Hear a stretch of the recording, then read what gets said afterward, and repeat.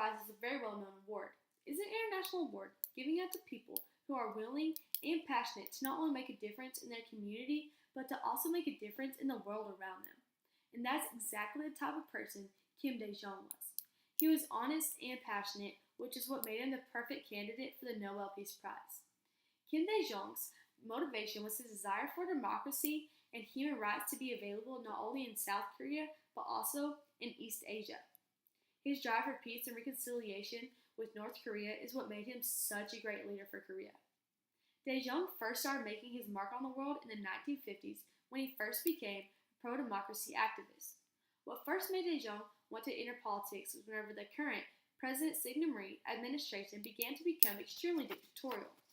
Even after 5 attempts of running for a political seat in the office, he won a seat on the National Assembly in South Korea in 1961.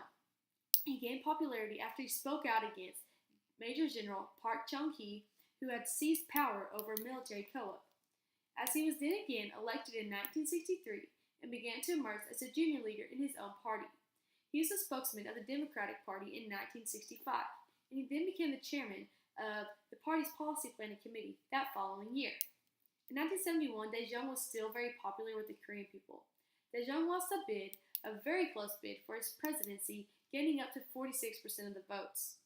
A month after his presidential loss, he survived 5 apparent attempts of his life. The president at the time, President Park, opposed the martial law in the country, banning all political activities and forced revitalizing reform through National Assembly. Kim and his party objected to these dictatorial ways to attain power.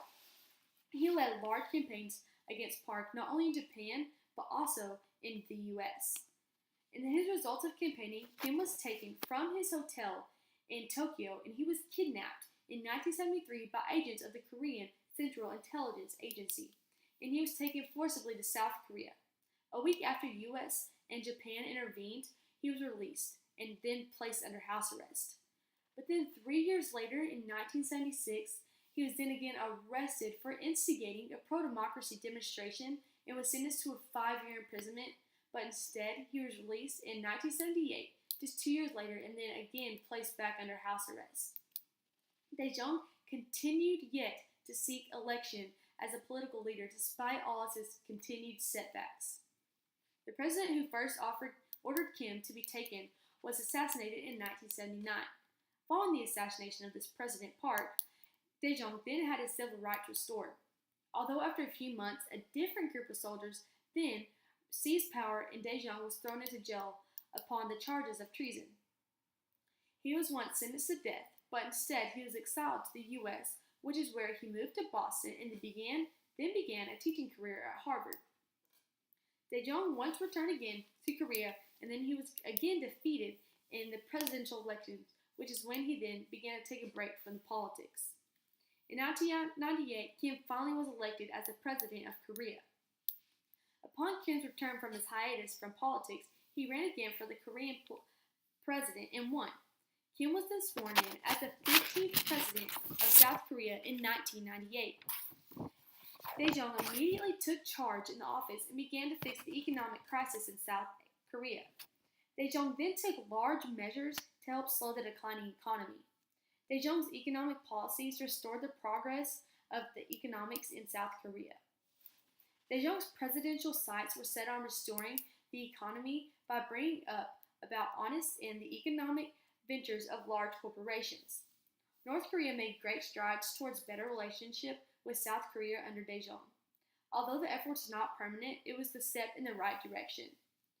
Kim was known for his very successful negotiation with North Korea, known as the Sunshine Policy, in the case that was meant to soften North Korea's attitudes towards South Korea. South Korea was declining, and he knew that an alliance between the two countries would restore diplomacy to both countries. Dae-jung's efforts with creation of the Sunshine Policy were instrumental in the later recognition as he would receive as a Nobel Peace Prize winner. North Korea, although they did violate some of the Sunshine Policy, which is still an issue in the current political policies, it was a great policy. Kim Dae-jung, as you can see, was a very strong and noteworthy political leader who fought the dictator rule as part of the political scene.